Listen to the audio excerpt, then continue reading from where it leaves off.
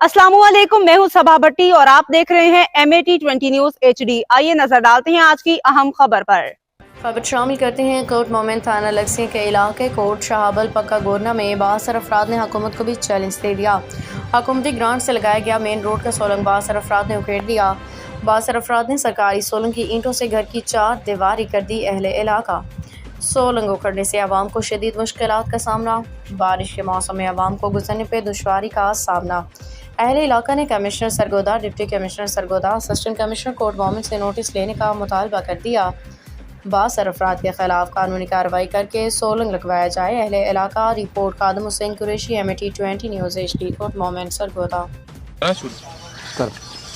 अस्सलाम वालेकुम, मैं खावर अब्बास, कोट शाहबल दाखली गुरना पठाना।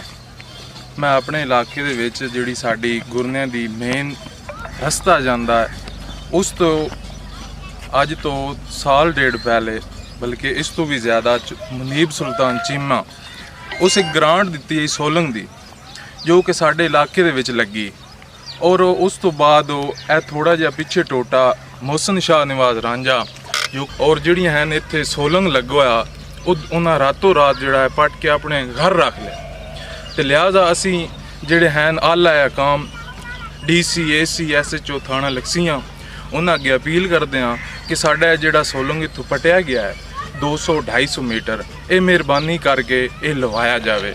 ਜੇ ਅਗਰ ਉਹ ਨਹੀਂ ਲਾਉਂਦੇ ਤਾਂ ਉਹਨਾਂ ਦੇ ਖਿਲਾਫ ਕਾਨੂੰਨੀ ਕਾਰਵਾਈ ਕੀਤੀ ਜਾਵੇ।